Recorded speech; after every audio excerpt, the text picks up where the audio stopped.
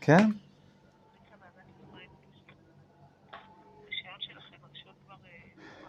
כן, קיבלתי במייל, תודה, כן.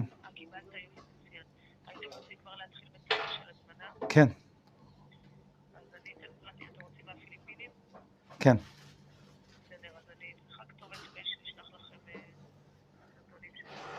אותו מייל. כן, כן. יופי, תודה רבה. אמן, תודה. Okay, sorry. Now I'm going to put it on silence. וזהו. How are you, Thomas? How are you? Yofi. Believe it or not, it's the end of another week. We're ready to go. Oh, you stopped? You canceled? Yeah. Oh yeah, sure. Good idea. Yeah. And no, that kept it going. Okay. It's okay. Leave it. It's all right. I think just leave it. It's just been a minute. Viewers, I apologize. I had a phone call. We've been learning about the fundamentals of faith, the different sections we went over yesterday, and we're in the middle section now.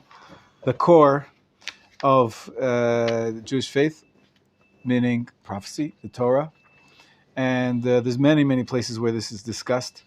And it's, I think I mentioned to you a recent book. We should have it here somewhere in our library called Ani Ma'amin by Josh Berman, which deals with a lot of these issues, but there's many more. I think a great place to start, other than what we did yesterday, we read chapter 7 of the Rambam's Fundamentals of the Torah, where he discusses prophecy. Of course, there's chapter 8, 9, and 10, but we didn't get into all the details of prophecy. But the presentation of what it means that there can be somebody who is a prophet and God speaks to him, and maybe one day we'll get that back, that ability, that muscle in the array of talents which the Jewish people have and had at some point. Will flex them again. In the meantime, we are in the status after that. Now, what I'd like to do with you today is read the Rambam's introduction to the Mishnah. We have it here in a book. I showed it to you the other day. There they call it the Introduction to the Talmud. It's the same thing. The Rambam didn't write a commentary to the Talmud, really just to the Mishnah. And the rest of his Yad HaChazakah is full of all sorts of decisions based on the Talmudic discussions, but it's not a running commentary.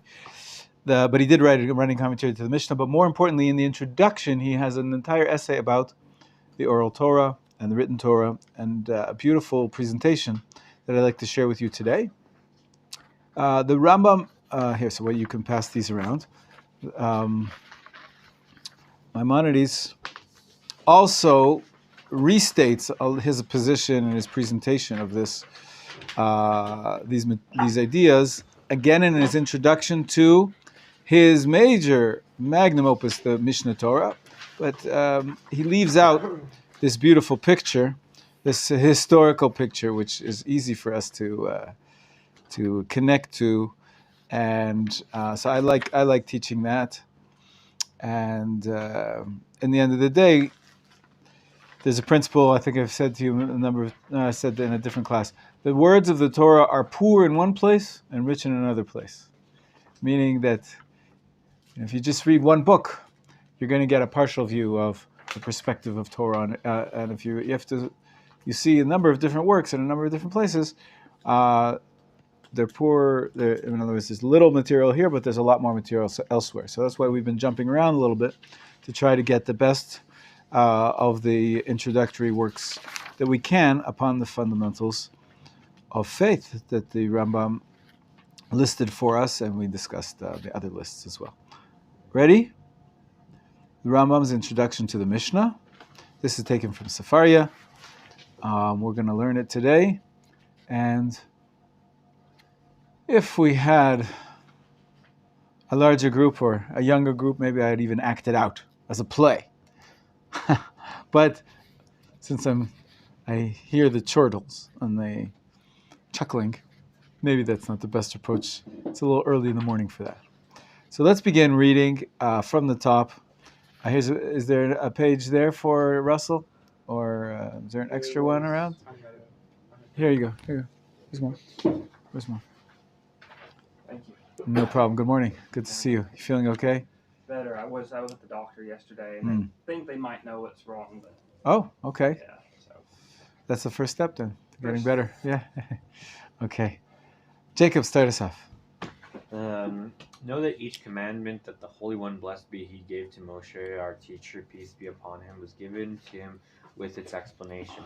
He would say to him the commandment and afterward tell him its explanation and content. And so too with everything that is included in the book of the Torah and the manner of its teaching to Israel, as it is said. So 1 second, stop here for a second. So the Rambam explains, essentially this is the idea of oral Torah. Commandment and its commentary. Even sometimes it'll say the commandment in the Torah, but it won't explain. Great, best example is tefillin, right? It says put them as a frontlet on your eyes. What does that mean? What's a frontlet? What do you write? How do you put it where? What? Build a sukkah. Okay, sit in a sukkah. What's a sukkah? I don't know if you can mention him anymore, but in my day, Bill Cosby was a famous name, a good guy who made a lot of funny albums in those days, and he's got an album about Noah, a classic routine about Noah and the ark, and ding, God comes to him and says, Noah, and he says, yeah, build me an ark. I'm not going to tell the whole joke, the whole monologue, but it's actually a dialogue with the Noah and God, and he says, yeah, build me an ark. It's 300 cubits by by 50 cubits by 100 cubits, and Noah says, what's a cubit? It's like, so the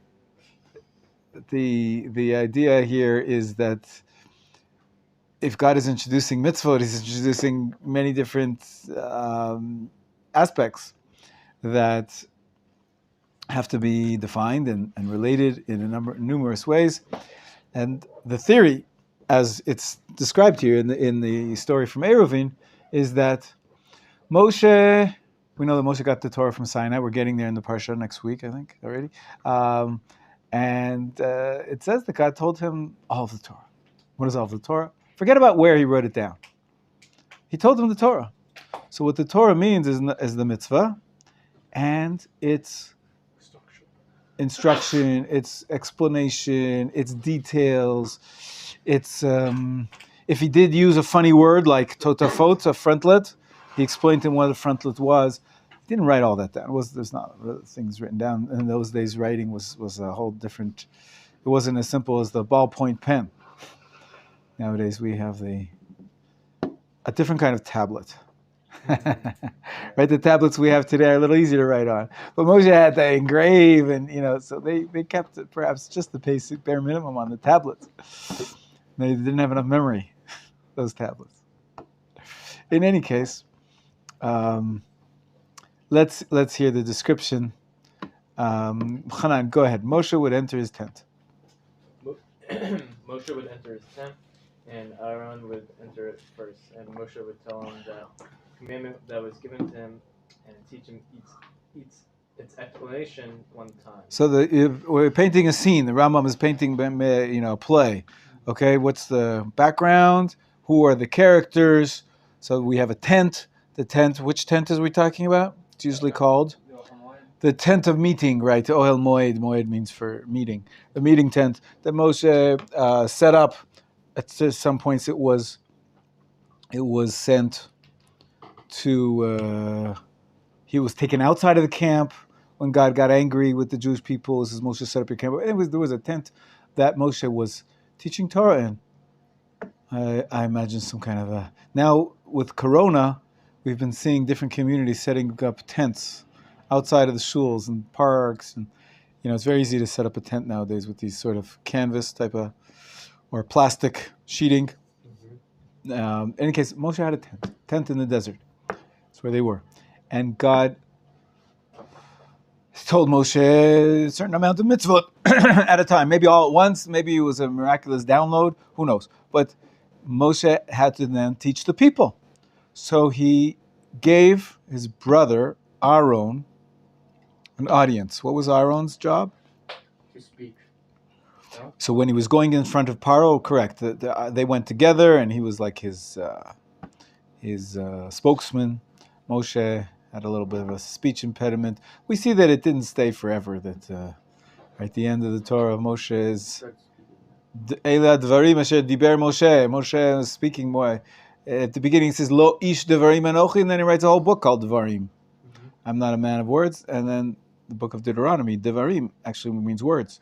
So Moshe at some point did start to speak himself, but after that initial mission to Paro, Aaron later on gets an appointment. Yeah. Seems like nepotism to me, but God told him to. It's not. What did he get appointed as? Kohen Gadol. That's right. Aaron was the high priest. So he's definitely a position of leadership. Where do we see that Aaron was at a leadership sort of like second to Moshe, other than what you mentioned, Ariel? In what other scene did Aaron take over for Moshe when Moshe was away? Sort of like, yeah. It didn't work out so well, that one. Yeah. But he was the leader, yeah.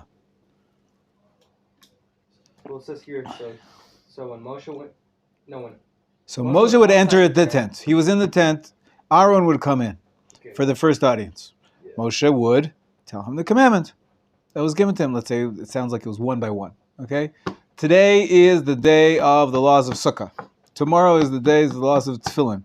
Okay, so he would... How long do you think the lesson took? We have a whole few books on Tefillin. I don't know if they had all that level of detail. Maybe it took an hour. I don't know. Enter would enter. Moshe, Aaron would come in, and Moshe would tell him the commandment and teach him his explanation one time. Okay, Russell, take it over. Next paragraph. And then Aaron withdrew and retreated to our teacher Moshe's right, and Eleazar and Itamar, his sons, entered after him, and Moshe would tell them what he told Aaron. So we have another group. So we have Moshe, Aaron. Who else enters the scene? Eleazar and Itamar. Whose sons are they? Aaron's sons. Sounds like, right, if Aaron was the Kohen Gadol, so then they're just the Kohen. They're just regular Kohanim. But what's the Kohen's job? teach and to serve. Excellent, Yafeh. Nowadays, the teachers can be of any tribe. We don't have tribes so much, so phew, I got a job, right? I'm not a Kohen, I'm not a Levi, but I'm encroaching on their territory. But it's been a few years already that that duty has been dispersed among whoever hopefully is appropriate for it. But at that point, Eleazar and Itamar, the sons. How many sons did Aaron have? 4. 4? What happened to the other 2? They died. Ouch. Yeah.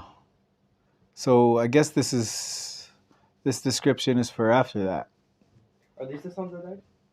No. No? Okay. The other ones. What were the names of the sons that died? Otherwise, there would be 4 sons that would go in. Right. Right. Yeah. Nadav and Avihu, correct, yes. Which parsha does it talk about this? It doesn't. It doesn't. It doesn't. This comes from Eruvin 54b, which is a section of the Talmud. This is what's called Midrash.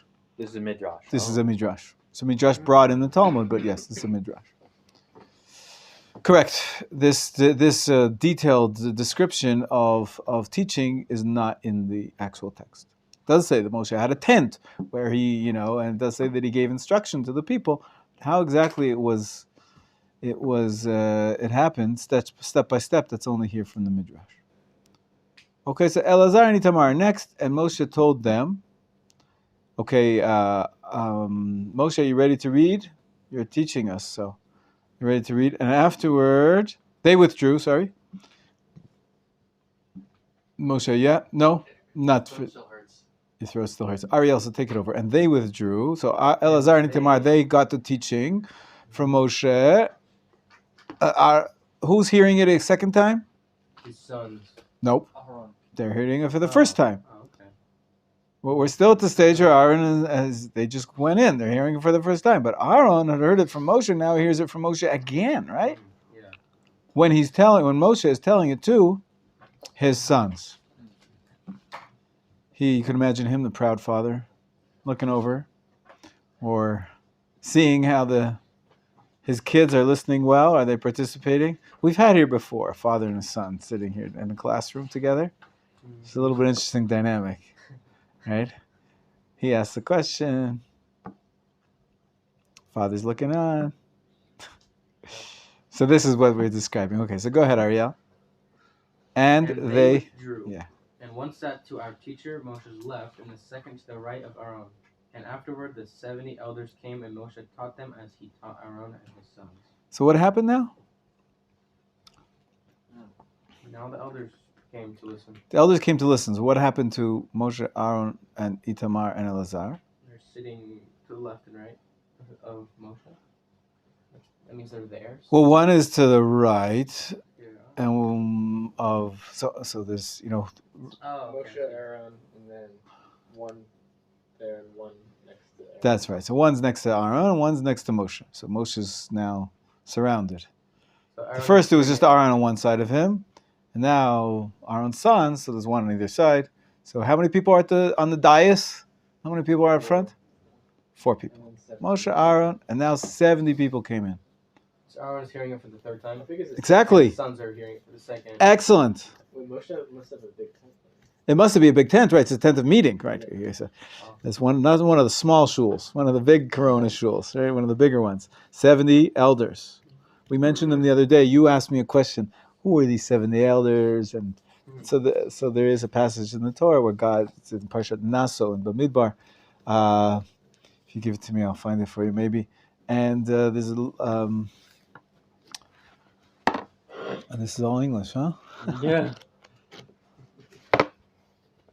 Commentary? Not really. A little commentary. Little tidbits to like give you side notes, like checkpoints. I just use it to like when in the middle of class. Just Here we go. Here we go. So the 70 elders come in as they were appointed in Numbers. What number is it? Number? Oh, this is Chapter 11, Chapter 11. Pasuk 16. Right. There's an appointment. The truth is, these elders being appointed, in the desert, How do you say the name of this parsha? Behaloteka? Bahalotcha. Behalotcha. Bahalotcha. Okay. Aren't these elders? They're not just random people. They're obviously high, prominent figures. Of Exactly. each tribe, right? Yeah, it makes sense. The truth is, even in Egypt, the tradition tells us that they were leaders of each tribe, and maybe I don't know if they were convened together. There was elders. We read it in the parsha. Moshe comes with his signs from the burning bush, Right. and God tells him, "Go and do this in front of the elders of the Jewish people." So this concept of having leadership, called the elders, didn't start where in the passage I showed you in Ba'alotcha, but that was a renewed commitment, a renewed appointment of what happened before Moshe came around. There was some leadership. In any case, the 70 elders came in, and Moshe taught them as he taught Aaron and his sons. Next step, Thomas. Yeah. And afterward, And afterward, the masses and the hosts of the Lord came and he placed the commandment in front of them, and so forth until they heard everything from his mouth. so Hanan, your comment before, how big was the tent? Very big. If it's not just the 70 elders, it's all the masses, all the Jewish people. That's a little bit. Maybe they just lifted up those walls of the tent and they made it a football stadium or a few football stadiums or whoever. Speakers. Yeah, the loudspeakers were set up. And Moshe had some kind of magical help. Anyways, the masses and all who sought the Lord came. It sounds like not everybody came. Maybe, people were busy doing the laundry. I don't know. And he placed the commandment in front and so on. And it came out, therefore, that Aaron heard the commandment from the mouth of Moshe 4 times. How 4 times? So Aharon heard it his his time, his son's time, the elders' time, and then the people's time. The people's time. So 4 times. Wow. So this is for each mitzvah. Can you imagine how long did a mitzvah take? We said, but let's say an hour.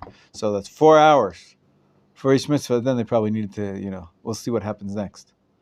But It's a lot of hours. it's a lot of hours. How many days were they in the desert? This For was. a Do you lot see of- what they they had a lot were of time. busy with? They were 40 years, right? They were busy. Let's see. So I have yeah, a question. Yeah. It's off topic, but I just need to know the name of this kind of structure. So it's right here. It's kind of saying like, Aaron, and then it'd be Israel, and then Gerim, and then non-Jews. What is this like list called? You know what I'm talking about? It's kind of like a hierarchy, or like spiritual levels. yeah. I don't know where you're talking. Where is this mentioned? I don't know what you're referring to. What context? It's not with. Okay, never mind. It's fine. You have to think about it. You'll have to think about it. So 4 times. So who's? I guess Jake, you read again. It came out that Aaron heard the commandment. It came out that Aaron heard the commandment from the mouth of Moshe 4 times and the son 3 times, the elders twice, and the rest of the people once. And Moshe withdrew, and Aaron reviewed the explanation of that commandment which he learned, that he heard from the mouth of Moshe 4 times, as we said, unto all those present. Wait, so you realize what happened now? There's something called. It happens in yeshiva many times. It's a common format. I don't know if this is so common elsewhere, but I guess in university you have something. You have a tutor. But the way it's structured here is that after the great professor, the greatest of all, gives his lecture, gives it 4 times to 4 the different groups, then he goes home to rest. Maybe he has a golf date. I don't know what Moshe was doing there in the desert. A lot of sand pits in the desert golf. But Moshe went to rest. Now you have the whole community gathered. So Aaron reviews. Now he gets up for the first time after listening. He heard it 4 times. Hopefully he got it right. He understood it better than anybody because he heard it from Moshe 4 times. So now he teaches. And so all the people hear it a second time. And all the elders hear it a 3rd time. And his sons now hear it 4 times. 3 from Moshe and 1 from Aaron. So you can imagine that they understood it well, but maybe a little less well than Aaron. Aaron heard it from the source 4 full times. And his sons only heard it 3 times from Moshe and once from their father. And so if that's another hour, we're up to 5 hours. It's been a long day. Keep going. Jake, you were reading? So do one more. I think it's Elazar. Yeah. And Elazar and Itamar are reviewed to teach that commandment to all the people that were present after Aaron withdrew, and they withdrew from teaching. Oh, do you get the pattern now? So after Aaron finished his lesson, he goes to rest. And now who stands up in front of the people and teaches them?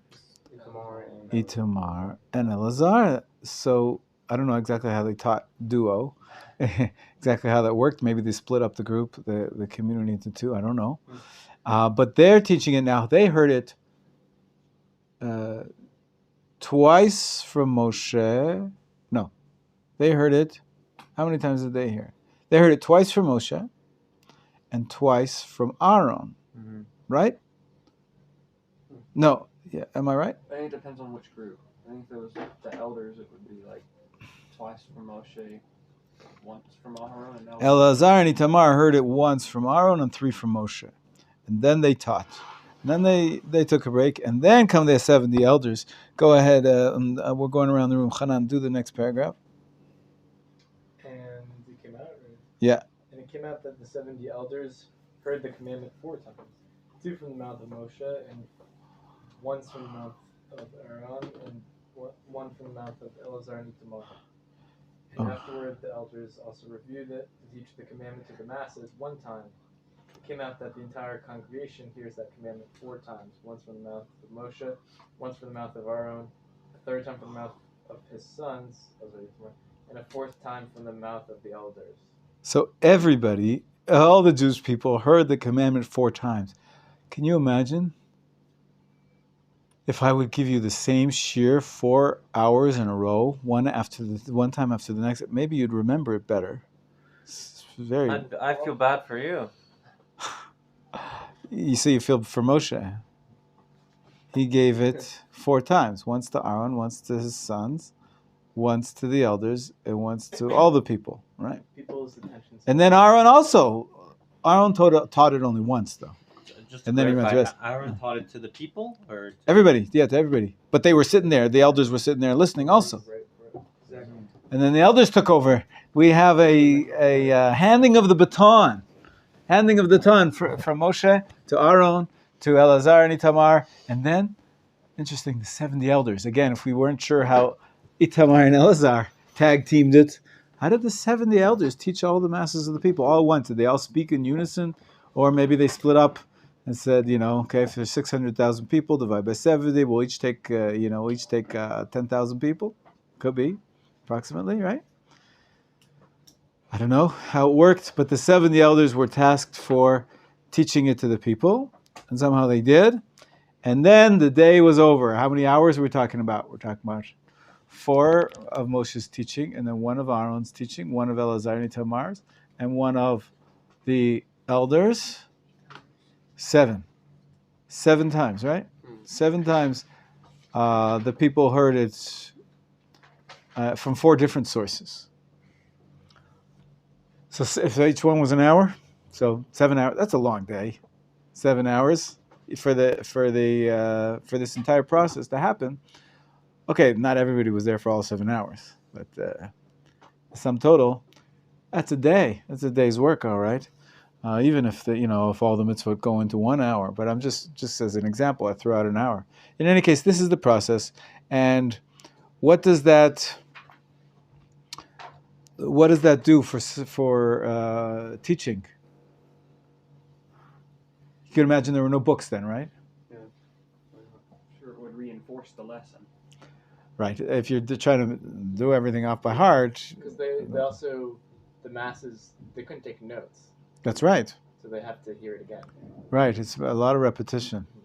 Also, you can imagine that the teaching was done in a style which would be easily remembered, maybe with stories, maybe with things that you can memorize easily. I don't know.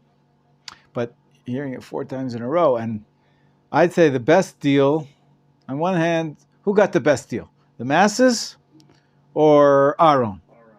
You say Aaron. Why? I think because he got it from the source. You got it from the source. On the other hand, as a student, to hear it from 4 different people is more varied. It's more interesting. Definitely keeps my attention more if to have the same teacher 4 times in a row. Yeah, but if the teacher's Moshe, maybe Moshe's special. I agree. Yeah, questions. I think not a question, but I think it's because of 4 different people. It's a 4 different style. Not definitely not the different text, but the way of saying it is Sure. more deep inside, because everyone has his own impact by his way of talking, and those 70s probably heard the best. And they probably don't know how to say it as much. They just say that little part. Yeah. You could say that maybe also over the course of this dissemination of the Torah, this widening of the amount of teachers, perhaps, like Amos is saying, each teacher brought out a different color, like they say, a prism. One white light goes in, and what comes out? rainbow. The rainbow color, all the colors, they're there. So it's the same white colored light. It's the same light, but each one shows a different shade of meaning, as we say in English, right? And so perhaps each of the 70 elders, like the 2 sons, like maybe they added their own, I don't want to say they added, but there was added value in the way they presented it, in the perspective that they gave on it. And of course, the perspective of Moshe is the highest level possible. It's the most pure. It comes from the source. And they say that Moshe was like, perhaps he had, when we speak about the prophecy, I don't know, we spoke about it yesterday, the prophecy of Moshe versus the other prophets. We didn't even mention this mashal. But our sages tell us that the prophecy of Moshe was all of the other prophets, they prophesied through something called an aspaclaria. Aspaclaria has the word spec in it, which means lens, like, so they are a window of some sorts. They saw their visions through a window which was cloudy, like these frosted windows. Right? It's a window. Light comes in, but can you really see what's on the other side? It's all faded, and you can see maybe the general picture of something. But sometimes it'll be a person and you thought it's a tree, or the opposite, because it's cloudy a little bit. Yeah. The prophecy of all the prophets was not crystal clear, as we say. Moshe, he saw his vision, if he had any vision, because we said yesterday that Moshe didn't have visions, but his prophecy came through a clear aspaklaria. Some people say it's like a mirror, and some people say it's like just a transparent window. Like the glass we have now in most windows that are totally transparent, you see as best as possible what's so you can understand the message. So it could be that hearing it from Moshe perhaps is the best in terms of it getting the absolute pristine transmission. But as we said, the prism, even though it's not transparent, it does pull apart the transmission into its component parts, and sometimes it helps to have Moshe. You look like the kind of guy that maybe dissected a radio at one point, or you took some appliances apart to see how they're made. Am I right? Definitely. He's smiling with I got you, right? My son did that as well. My son had this thing with shoes, and an old shoe, he would like pull it apart and see all the different layers. also electronics, but he wants to understand how things are. In any case, we can see that there's benefits to all the different layers and different levels, but it is what it is. Moshe, only Aaron got to hear Moshe 4 times. His sons got to hear him only 3 times, and the elders all got to hear Moshe only twice, and the people only once, but they did hear once. So, and then they got the teachings from the elders and the brothers and so forth. Yeah. I have a clarification question that might lead to a tangent. So it says here that all the commandments and everything included in the book of the Torah was given to Moshe, and then they carried it on down to Aaron and down to the people. And we're talking about the 5 books of Moses, right? Just to be like, right, like everything in them. Yeah. So listen, there's different sections in the Torah. Some are narrative sections, which didn't need to be taught as instruction. He's speaking to you about the mitzvot, right? The mitzvot, tell the Jewish people to blow the shofar on the 10th day. So that is a mitzvah that had to be explained. But if it's a story that says the Jewish people went from this city to that city, I don't know if he recited their history to them 4 times. At the end of Deuteronomy, it talks about Moses' passing. So he didn't recite that to the people there. Probably not. This is referring to the narrative portions don't need to be taught in the same way. There is a section at the end of Deuteronomy where it says that Moshe is supposed to take this song and teach it to the Jewish people so that they remember it. Mm-hmm. I imagine they had some choir practice. Quite a few times they went over and over and over this song, so everybody would know it's the Shirat Ha'azinu, it's called, at the end of the Torah, right? I think it's chapter 30 or 34 maybe, in the end of Devarim. There's the famous song of Ha'azinu, the song which Moshe said, this basically teaches us the history of the world and according to God. Which parsha is that in? It's called Parshat Ha'azinu. Ha'azinu, okay. Yeah, the Ha'azinu. So sorry again, just to super clarify. You said probably not that was said to the people. Are there some beliefs in Judaism that everything that's absolutely in the 5 books of Moses was told to everybody? Yes, for sure. We have. So how do they explain that? So we have an interesting midrash that appears that the Jewish people kept Shabbat even before it was given as a mitzvah. And we know what they would do on Shabbat. And some homes on Shabbat, because you don't watch TV, and you don't travel. So in some Orthodox communities, it becomes known as the day for board games. Right? You play Risk, you play, whatever it is, a Monopoly in some communities, and so you play. But in those days, they didn't have Monopoly in the Egypt. But if they had the day off, what were they doing? So the Midrash says that they had old scrolls, which told the history of the nation. What nation? They're just becoming a nation. So the simple explanation is as follows. I don't know if you noticed. I tried to show you a little bit about how the chronology of the periods, the Avot period, and then Egypt and the Exodus and so forth. Avram, Yitzchak, and Yaakov, the founders that we discussed in Bereshit, they were in Egypt for 210 to 400 years. It was hundreds of years before that.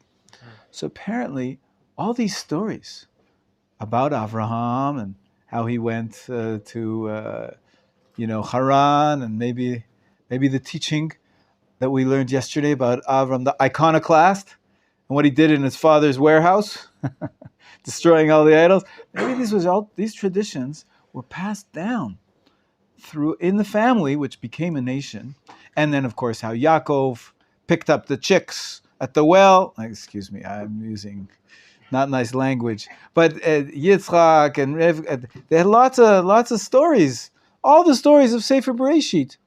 How did the Jewish people know them? So one option is God came to Moshe at Sinai together with the mitzvot, and he said, "Hey, here's your history." Other option is based on this midrash that I explained that the Jewish people they kept those traditions. This is the original form of almost every religion, is that they have. Family. It's a family that they went down to Egypt, 70 people. We just read about it a few weeks ago, and then they multiplied it. But they were teaching their children their tradition. They said, "Don't forget, we came from the land of Canaan. We were Hebrews. Whatever they taught them maybe the promise." God came to Avram, Yitzchak, and Yaakov and told them, "You're going to be a great nation, and you're going to come back to the land of Canaan." So there was traditions being transmitted to them. The Midrash says that they did it on Shabbat afternoons. That's what they were busy with. They're keeping the traditions. And then the question is, well, what happens? The Jewish people do finally get out of Egypt. Obviously, they take their scrolls with them. They take the bones of Yosef. Perhaps that's what the bones of Yosef mean. Could be obviously the bones of Yosef, but it means our link to our past traditions. We're taking them with us out of Egypt, and they're bringing them back to the land of Israel. They got stuck for 40 years in the desert. 40 years in the desert, what are they doing? They're learning Torah. They had a revelation at Sinai. God is teaching them mitzvot. Does he have to come and tell them, other than the Ten Commandments and then all the other commandments that God commands? Does God have to tell Moshe all of Sefer Bereshit? So it's a good question. The simple answer, the way our tradition tells us, is that yes. In other words, Moshe could not write anything down in the Torah unless he was told by God to do it. But it could be that Moshe actually was not the original author of the formulations of Parshat Bereshit, Noach, Lech Lecha Vayera, Chayei Sarah, Toldot Vayetze Vayishlach, right? Vayigash, Miketz Vayigash Vayichi, all of Sefer Bereshit, all those stories, maybe Moshe took from material that was already being handed down in those scrolls, and God told them, put this scroll in here, tell this story like that, and because ultimately the Torah is called the Torah of Moshe. Moshe Kibel Torah Misinai. But did Moshe so Moshe, if it's his Torah, he has to have been told all of it. Some of it could have been retold to Moshe. Well, Moshe knew those traditions as well, and God told them, this is how you should put together the Torah based on those ancient traditions. So it's a good question. Here, the Rambam is referring to the mitzvot. The mitzvot. You're asking me, what about the other stuff? It could be that, God called Moshe up to Sinai and he says, have a sit on the couch, young man. I want to tell you a bedtime story. Once upon a time, there was a fellow called Adam. and Chava, and the snake, and the tree of knowledge. And then there was a fellow called Abraham, and he married Sarah, and they lived happily ever after. It could be that God retold. Yeah, He didn't live as a Jew. He lived as an Egyptian. that's right. He needed re-education. Like all the Although other Jews although back his then. mother was taking care of him, really, Yeah. we don't know how much his mother was, involved. Could be after she nursed him, she was kicked out. We don't know. But Moshe, when he got older, it says that he went out to his brothers and saw their plight. So he developed at some point a very strong Jewish identity, the strongest possible, but became the prophet of all time. So to answer your question, Yaakov, it's a great tangent. It's not really a tangent, but it's a detail that the Rambam doesn't talk about, the narrative sections of the Torah, not the ones that are currently happening. Obviously, God didn't dictate what's going on when they were moving, I think. But about the ancient history, about the forefathers, Sefer Bereshit, this, no, you don't have to accept, this midrash that they had the scrolls. This is one tradition. The other tradition could say, no, they had nothing. It was all gone. God dictated it to Moshe at Sinai, and that's it. And we keep the mitzvah because of what Moshe was told at Sinai, not because Yaakov was limping because he fought with the angel, and therefore we're not allowed to eat the sinew of the hind leg, right? You know what I'm talking about? Yep. This, what's that called? I don't know. The Gid HaNasheh, the certain the sinew that moved from its place, right? We keep the mitzvah because God told Moshe that it's forbidden at Sinai, even though it's based on an earlier tradition from Yaakov. And there it says, Al Kain Lo Yachlu, it says that therefore the Jewish people are not going to eat the sinew for all time. Still, the way our tradition reads it is that it never became binding for all time until it was restated as part of the Torah from Sinai. And of course, the origin is clear, where it came from. And of course, the Brit Milah too, the circumcision, which every convert has to undergo, male converts. The women have it easy. The male converts have to, circumcision, where does it come from? We know that Avram circumcised all of his household. We don't do it because Avram circumcised his household. We do it because Hashem told Moshe that this is a mitzvah that's binding on the Jewish people. Since the covenant becomes binding at Sinai. And the aftermath of Sinai that we're reading about right here. Hirsch, here's a page. We're reading the Rambam's introduction to the Mishnah. Rob, It's a great book. You earlier in the shiur there was discussion of taking questions and how they were unable to write down notes or whatever because of their lack of. What would you do there, Hirsch? You're always writing notes. What would you do if you were in that tent of meeting? Or like where they had the stick and they put it into a clay tablet. It could be.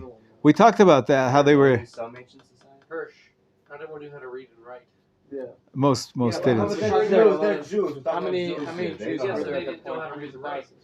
There are illiterate Jews. Don't even know how to read and write. So that came later? Highest figures in Egypt. I know, but the majority of people in that time could not read or write.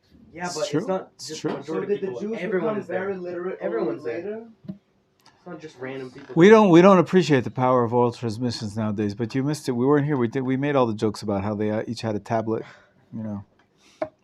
and they could record it on at least two tablets. I feel Maybe. like I don't know. really could be that they were. I feel like kind of because computers and everything, it's like oral, like as you mentioned, like oral tradition. It's like doesn't get passed on as Nowadays, we don't remember phone numbers anymore. When I was growing up, you had to remember your phone number, and your mother's phone number, and your father's phone number. Now friends' it's just phone numbers. your friends. Yeah, absolutely.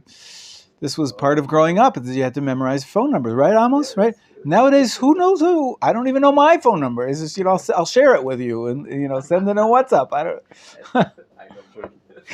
I know mine too. I'm just joking, but That's a good point.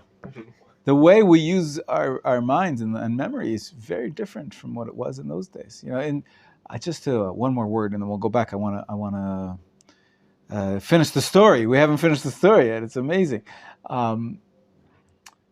The books that are parallel to in timing to the Mishnah, and then the Talmudic era, which nowadays we say, oh, what's the Talmud? It's this big set of books, and what's the Mishnah? Oh, it's that set of books. And there's the word Mishnah means to repeat, because really, and there was the people who lived in the time were called Tanaim. That means repeaters, literally. There were human tape recorders. You don't know what a tape recorder is. Human MP3 recorders. What are they called? Those things that record things? There's apps for that now. There's apps, right, exactly. So, but in those days, they and the parallel historically is the great classic works of literature. Homer. You've heard of him? Not Homer Simpson. I actually have, yeah. That's what you're thinking of. But the Odyssey, I think it's over 300 pages. The Iliad, I think it's over 300 pages. These are classics from then. How did they survive? How did they get to us? They didn't know how to read and write even then. People recited them. It was memorized. Entire books, hundreds and hundreds of pages were memorized. So the way the Torah was transmitted by memory was not so strange in those days. This is the way the world worked. And Didn't even later people memorize the Talmud? there are people today who can recite the entire Talmud, all 3,000 pages off by heart. Yeah, Baruch Hashem. Lack of technology, probably. Of course, our minds learn to function based on what the needs are. Yeah. I was talking to Avraham yesterday. You might not know who he is because he comes in the afternoon. He told me that some rabbis, like on the flight from America to Israel, they'll read the entire Talmud. Wow. That's quite a trick. If you've done it so many times that it's almost off by heart. And they're just like, and they're reading the commentary and everything. They're like.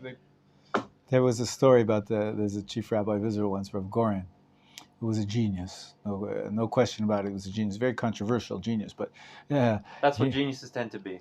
They tend to be, and it was when he was a young kid. He was like 13. So, but he was way beyond his years, and so he went into a yeshiva of adults, 18-year-olds, or and he did his own thing, and he was learning the Talmud, and people see that he's like turning pages like in one day he's like going through 60 pages, and they said, this guy doesn't know what, this guy's a joker. They thought he was a faker. They thought couldn't believe it. And so one day they tried to play a trick on him.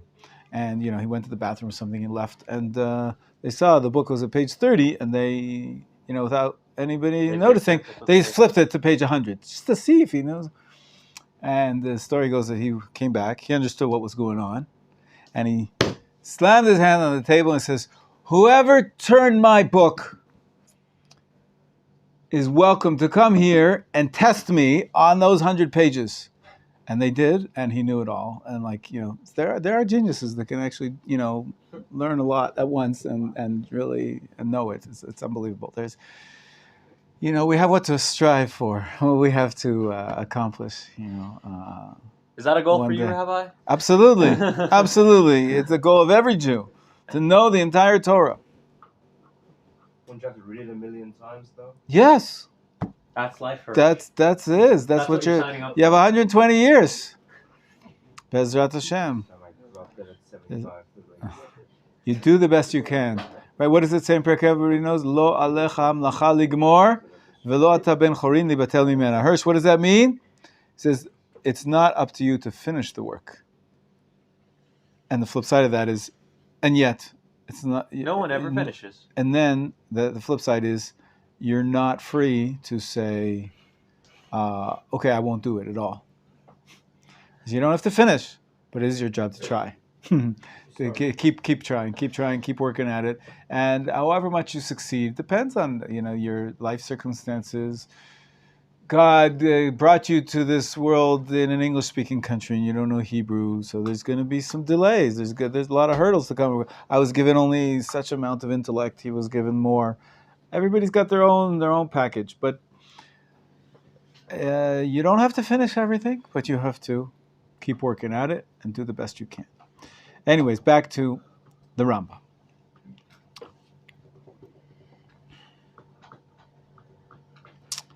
And afterward, all the people. I can read. Okay, Jacob. Afterward, all the people went to teach each person his neighbor, and all they heard from the mouth of Moshe, and write that commandment in the scrolls. Interesting. Here they had some writing in scrolls. Interesting. Yeah, those who knew how to write would write, and those who didn't. But also, can you imagine?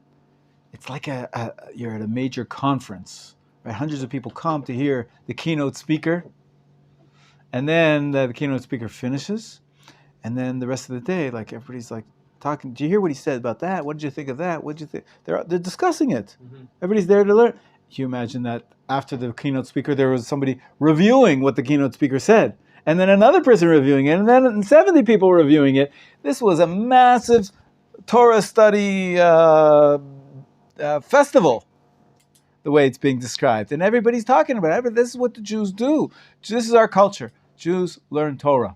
This is the first base medrash in the world, and some of them were writing, because these scrolls, they were writing, notes for themselves on their tablets, if you will. Okay, and the officers, go ahead. And the officers would circulate to all Israel to teach and correct until the people knew the commandment by heart and became accustomed to reading it. And afterward they taught them the explanations of what the commandment that was given from God, and the explanation would include many matters. They would write the commandment and study it according to the received tradition. Okay, so everybody had it right. Everybody had the right version. There were like proctors, the tutors walking around, make sure that they were, not, changing something inadvertently and getting something wrong. Like police officers were going around teaching people Torah. Yeah, they're not quite police, but they were like, what's that called? Assistants, teaching assistants, TAs, right? They have that in school. So the TA would, help you review and make sure you get it right. And amazing description, right? Okay, Thomas, you read the next one. And so too did our rabbis. So did the rabbis made the memory be blessed, saying the right. And God said to Moshe at Mount Sinai with regards to the sabbatical year, and was not the whole entire Torah said from Sinai? Rather, it's to tell you that just like the law of the sabbatical year was stated with its general principles and its details and inferences from Sinai, so too were all the commandments with their general principles and their details and their influence from Sinai. Okay, so this is, he's quoting the Chazal. Rashi quotes this in Parshat Behar, on the Torah, where it says that God said to Moshe at Mount Sinai, and then he teaches the laws of the sabbatical year. So the question the rabbis ask, why does specifically about once it says that Moshe told the Jewish people at Sinai? Our tradition tells us that all the mitzvot were taught at Sinai. And the answer they give is that, there's two answers, but the answer that he quotes here is, I think it's Rabbi Akiva's opinion, is that don't make the mistake. Like, about the sabbatical year, the Torah gets into a lot of details and a lot of, different inferences from each and every word, and we're very careful about that mitzvah. So this is just an archetype. All the mitzvot which we were given were taught at Sinai with all the general principles and their details and their inferences. It all comes from Sinai. The other opinion that the Rambam doesn't mention here is Rabbi Shmuel, and he says a little bit different. That's impossible. Look at all the books around us, filled with Torah tradition. Could all that be taught in 1 hour? Even 2 hours, even 3 hours, even 7 hours? Even if it's an entire conference? It's impossible. So Rabbi Shmuel says, no, what they got at Sinai was only the general principles, the rules. From those rules, you could derive, a million other things. Eventually, it's like... they were teaching it for 40 years. They say that there was a time travel story, and Euclid came to the Brooklyn Bridge. This is a very American example. You'll see in a minute. And, let's make it Israeli. They brought him to the string bridge here. And he was so amazed. And he said, what, there's cars that so much weight being held up here by these strings and the pattern that it makes. It's a very impressive engineering design. He said, how in the world can you do this? And they said to him, it's all based on your principles, Euclidean geometry. Euclid came up with the basic principles of geometry. And Euclid, no, not at all. It's just that it's just a parable. Okay. The parable is, we say that something comes from Moshe. There's a famous story that Moshe was brought into Rabbi Akiva's classroom in the time travel. I don't know if you've heard this before, but he was brought ahead, and Moshe was sitting in the back and saying, what is going on here? He didn't understand. He didn't know what was going on.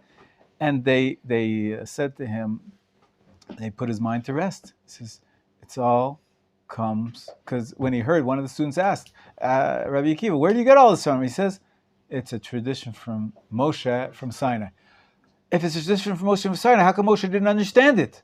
Well, it's based on this concept that maybe what Moshe gave from Sinai are the DNA, the basic building blocks. And then throughout history, it all got developed. It got like we said, the colors coming out of the white light. But if you only know white light, if you don't have a prism, even Moshe didn't appreciate all those different perspectives and all the different aspects. And so the Rambam doesn't mention that here. Here it sounds like he quotes the Midrash, which says the other answer, that no, all the details too. All the minutia of all the different sides of each and every mitzvah were stated, and it was all given from Moshe and Sinai and transferred over, and there was enough of a teaching method, a pedagogical system for everybody to know the commandments, and the entire community was learning it together. That is the way the Rambam described it. I'm adding into you, this is Rabbi Akiva's approach in the Sifrei. But here, she says, all the details, its inferences, were from Sinai of all the commandments, not only the sabbatical year. The other approach says, no, Moshe taught them the general principles, and throughout history afterwards, the rabbis came and developed and pulled out from there. They mined the original material for all the riches of all the details. And yes, I'm going to take questions now. 1 second, Moshe. Yeah. So this is a debate amongst the sages about whether or not if we receive the entirety of the Torah at Har Sinai, with all its details and inferences. all the details and information, or if we just got general principles. Correct. This is a debate. Rabbi Akiva and Rabbi Shmuel. Yes. Okay, so this is the Talmud. If the Talmud comes from long after Moshe Rabbeinu. True. However, did Moshe Rabbeinu understand the concepts like that later became the Talmud in the same way that we understand them? Can you give an example? What do you mean in the same way? Listen, this is, I always say that the Talmud and the Jewish tradition, all the rabbinic teachings that we have in Second Temple time, they're a combination of transmitted tradition, that's TT, transmitted tradition, and II, that's inspired innovation. Because the rabbis were tasked to be innovative as well, based on their inspired reading of the tradition. As this is, many times we have derivations from the text. Why is there an extra vav here? And why is the Torah, the mitzvahs repeated twice in order to teach you? And why is the wording similar in this mitzvah and that mitzvah? And from that we can derive a new law. The rabbis were tasked at doing that. Some of them were transmitted tradition. Like the Rambam was describing. There was a lot of detail transmitted.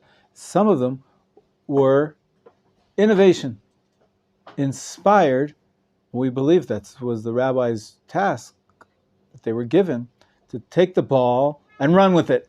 Like I said, to develop the string bridge from the basic formula of Euclidean geometry. Because if you keep working at it, you can really bring it to its fullest. So this is a combination.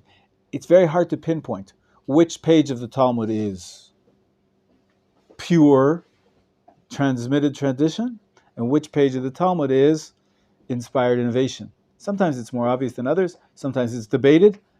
But we accept both as being part and parcel of the way the Torah works. The Torah has a combination of traditions and innovations. Okay? Yes, Jacob.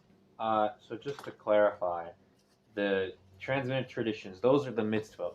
Those are that Moshe got. Mitzvot apply to both. They're both. Mitzvot have elements in it of transmitted tradition. The Rambam described that at length. There's no mitzvot that is like right? That you kind of like innovated type of thing. Am I understanding correctly? You are understanding correctly. Okay. Right. But there's mitzvot Rabbanan like that, but rabbinic mitzvot, but not biblical. Rabbinic mitzvot. Yeah. That I'm talking about. Right. But, and then, no, sorry, forgot. Okay. Oh. Okay. So let's. And behold for you an example. Russell, you read for us. Bottom, page 1. Let's keep going. Okay. And behold for you an example. When the Holy One, blessed be He, said to Moshe, "You shall live in booths 7 days." Afterward, He made known that this booth is an obligation on males and not on females, and that sick people are not obligated in it, nor are wayfarers. Turn the page. You see how I did that nicely this time? Yes. Okay. Go ahead. Russell, go ahead. Wait with your question. I remembered it. And that it only be covered with that which grows from the ground, and that he should not cover it with wool or silk or vessels, even from that which grows from the ground. For example, comforters and pillows and clothes. And he made known that eating and drinking and sleeping in it is all an obligation, and that its space should not be less than 7 finger breadths long, on 7 finger breadths wide, and that the height of the booth not be less than 10 finger breadths. And when the prophet, peace be upon him, came, this commandment and its explanation was given to him. And so, too, with all of the 613 commandments, they and their explanations, the commandment in writing and the explanation orally. And it was in the 40th year in the 11th month, on Rosh Chodesh, the first day of Shabbat, that Moshe gathered the people and said to I think them, we'll stop there for a second. This is the next page we'll do, hopefully on Sunday, where he talks about the writing down in the books. How did that happen? And then when Moshe died, what happened after him? So we'll continue this the next day. I just want to give another moment for questions, and then maybe something small on the Parsha, right? Because it is Thursday, after all. Yeah. I remember my question. So just as an example, is the Midrash like an innovation, like you said? It's a combination. Some of them, for example, it's a Midrash that we mentioned yesterday about Avram, the iconoclast, and being thrown into the fiery furnace by Nimrod. These are traditions. I don't think anybody sat there and made them up. Most people, I think most commentaries assume that those are actual, these were passed down in tradition. But there's other parts of Midrash which perhaps were conceived by the rabbi at the time. And he said, I want to teach you a shade of meaning from the text or from the story that nobody else had pointed out yet. And he gives his analysis. But because he was Chazal, the Midrash is, the rabbis were there on a very high level. We take his words very seriously, even if it's innovated by him, because it's inspired innovation. Aye. Okay. And last question. Sorry, I'm taking way too much time. How many sages were there? Like that, like contributed to like I know, like I see on the chart it says like the Tanaim and Amoraim, but like. Yeah, they're about over 100 for sure. Tanaim. Well, there are 120 members of the Great Assembly, right? But he's asking about the Tanaim and the Amoraim. Hundreds. Yeah. Yeah. And yeah. Sorry, when you're we have books that list them. Yeah. You should get familiar with the major ones when you're studying Talmud, when you're studying Mishnah. It's not that hard. The 10 most famous ones will get you, covering most of the ground. And there's always people, I have a system. You study with me beginner's Talmud right now. Somebody else is teaching the beginner's Talmud. I can't teach everything. So there's a system for recognizing the various generations of the Tanaim and the various generations of the Amoraim. And then when you read a text, you're able to place it. Okay, when is this, where and when is this happening? And it's very important for a proper understanding of the Talmud. So the last word for this week, I'll just mention, it says in the Parsha Va'era, that at the very, very beginning of the Parsha, and you've covered this with Rav Listman, of course, that God introduces the name Yud Kei Vav Kei. Right, you covered this with Rav Listman? Yeah, Which is- he mentions eh, like multiple names. Right. And the Rashi there says, it's not that they didn't know the name. It doesn't say that I didn't tell the name, lo hodati, but lo no dati lehem. And Rashi says, the forefathers, they knew that I'm supposed to be a God who fulfills his promises, but they didn't see it.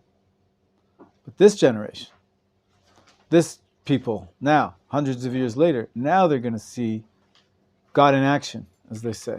They're going to see Yud Kei Vav Kei in their lives, and they're going to see the reward and the punishment that God promised to take his Jewish people out with great riches, and the gold and silver that they're going to take out with him. They're going to see these promises being fulfilled. We're very lucky to be living in an era where we get to see a little bit of the prophecies of old coming true before our very eyes.